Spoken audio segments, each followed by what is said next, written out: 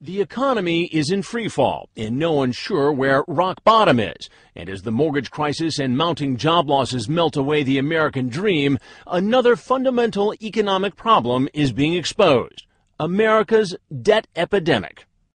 Middle-class America is under attack. We begin then. Elizabeth Warren is a Harvard law professor in charge of the oversight panel monitoring the government's $700 billion banking bailout. She's also a leading expert on consumer debt. Is this the next crisis? It's not only the next crisis, it's the now crisis. None of these things are separated from each other. We are in debt crisis, not just mortgage crisis.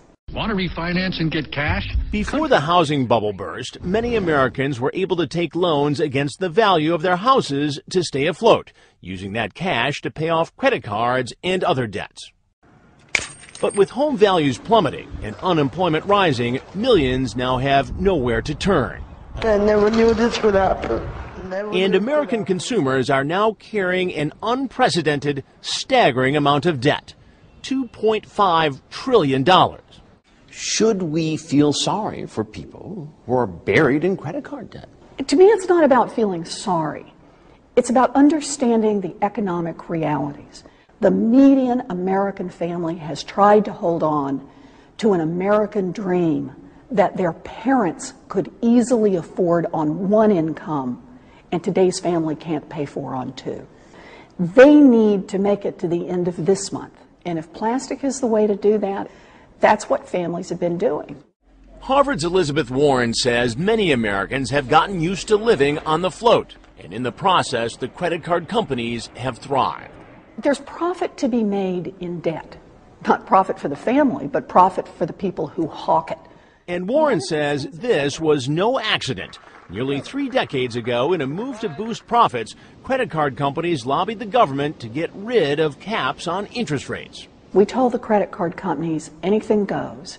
Then they made billions by lending to just about anyone, profiting from charges described in the fine print of those credit card contracts that even Warren, a Harvard law professor, can barely understand. Credit card contracts have grown from about a page and a half in 1980 to more than 30 pages in the early 2000s.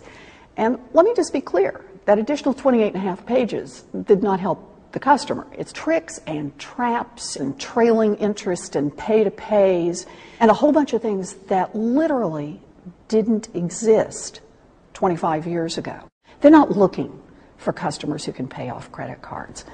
They're looking for customers who will hit the sweet spot, fall into the tricks and traps, and incur a $45 fee, a 19% interest rate, a 29% interest rate. After that is just profit, profit, profit, profit, profit. What you describe sounds like loan sharking, which is illegal. Why isn't this illegal? That's the best part. The credit card companies have put the loan sharks out of business. The kinds of interest rates that some credit card companies are charging would make Tony Soprano blush.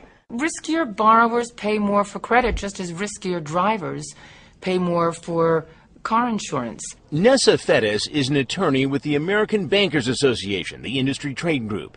GE Money, a unit of NBC's parent company that's in the credit card business, is a member. Why has the industry fought so hard against any kind of regulation when it comes to interest rates? Well, history has shown that if you cap interest rates, people pay more for credit and fewer people have access to credit. We have supported regulation that makes consumers understand what they're getting. The ABA says a new law that takes effect in 2010 will make credit card contracts much easier to understand, but banks will still be able to charge whatever interest and fees they see fit. It's an unsecured loan, which means there's no collateral, there's no house, no car, which is used to encourage people to make payments. It's the riskiest type of loan. While credit card lending has returned steady profits for decades, the industry is bracing for unprecedented losses this year. Defaults are on the rise. So how soon before you're not able to pay it at all? And if my husband doesn't go back to work in the next couple of months, this will be the first thing we stop paying, is the credit cards. And if they do stop paying, Well, the massive credit business has spawned another multi-billion-dollar shadow industry ready to take over: debt collection. And some say the recent tough times are leading to vicious collection tactics. No, you answer my question. Some harass. You slithered over the border like snakes. You're nothing but a financial terrorist. Others threaten. Do you want to go to the big house? This is an industry that makes its money by being out of control. Pay it or your life becomes a living hell. Like most collection agencies, Academy works on commission, so there's an incentive to be persistent. But there's also a federal law to protect consumers from overly aggressive collectors. For example, a debt collector can't call late at night, lie, swear, or tell anyone about the money you owe. The idea is to protect consumers from harassment. Roseanne Anderson, who represents industry trade group ACA International, says contrary to its predatory reputation, the debt collection business plays an important role in the nation's economy. The collection industry returned $40.4 billion to U.S. businesses in 2007. But there's another part of the industry that collects billions, even though it sometimes flies under the radar. When a traditional collection agency can't recoup money for a retailer or credit card company, those businesses often sell the delinquent accounts to debt buyers, usually for pennies on the dollar. These debt buyers are then free to collect and keep whatever they can. Harvard's Elizabeth Warren says there's big money to be made in this second level of debt collection. And there's also less oversight and the greatest potential for abuse. So the second level tends to be the pay it or your life becomes a living hell. We see these commercials for credit cards where the happy American freewheeling spender is ready to toss down his plastic and get whatever luxury item he needs. Has there been a shift in the American psyche to where it's acceptable to be carrying large amounts of credit card debt? Look, there's money to be made in debt. Credit card issuers, banks have made literally trillions of dollars in profits off those credit cards. And that means it's been worthwhile for them to spend billions of dollars over the last 25 years in telling the American people, debt is good. Debt is valuable. Debt is what responsible people take on. Debt is what loving people take on. Debt is what successful people take on. Of course, it's changed our attitudes. That's what $1 billion will buy you. You tell a story about a banking executive who said something to you when you were giving a presentation. Describe that to me. So I was asked by an eager young official at the bank to come present some of my data about bankruptcies. The banks were very concerned, this is back in the 80s, about how much they were losing when customers filed for bankruptcy and wrote off their credit card debt. And basically I said, look, if you would just use a credit screen and get rid of this relatively modest percentage of high-risk borrowers, you could cut your bankruptcy losses very easily. And everyone's all excited about it. And then the person in the back of the room raised his hand, and everyone got quiet, and I suddenly realized, there's the guy with all the power.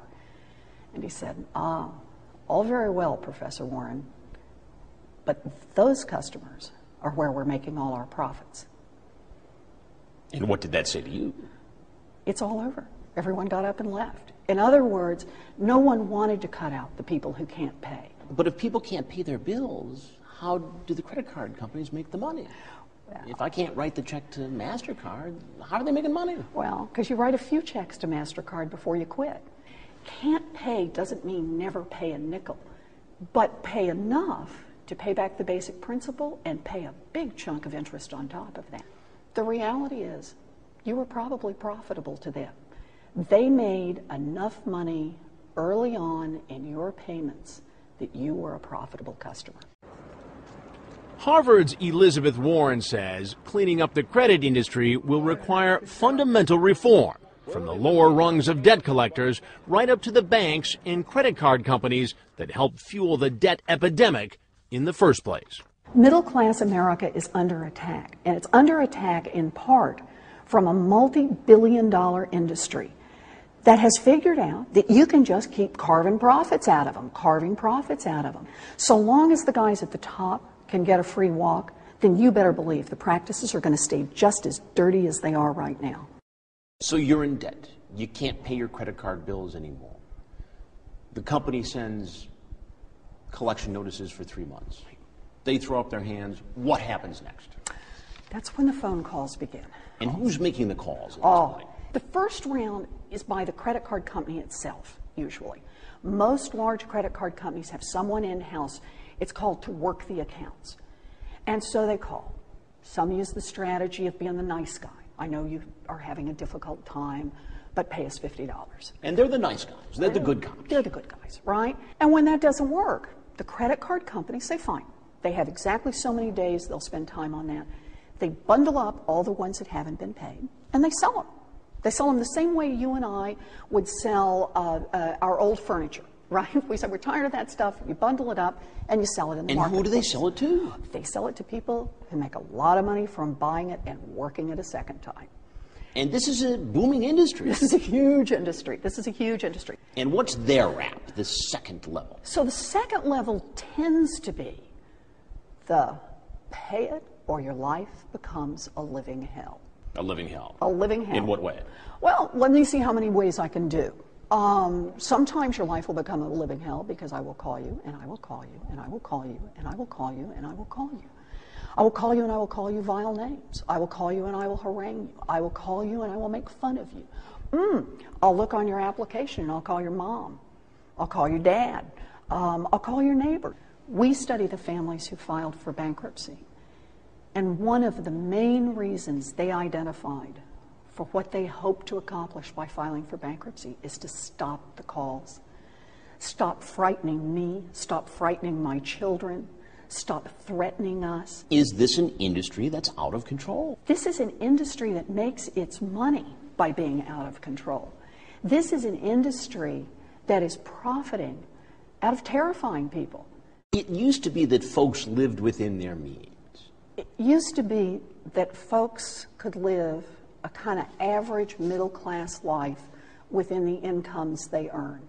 Today, quite frankly, it takes an upper income in order to support a middle-class life.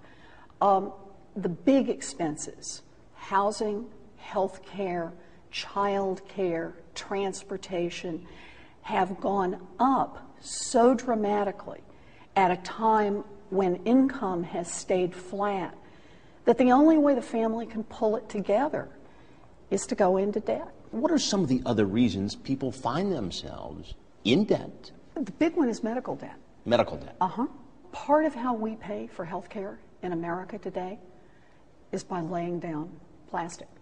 For the 47 million uninsured Americans, plastic is all they got. And let's be clear, even families with health insurance are using credit cards. They're using them for co-pays. They're using them for parts that aren't covered under their health care plans.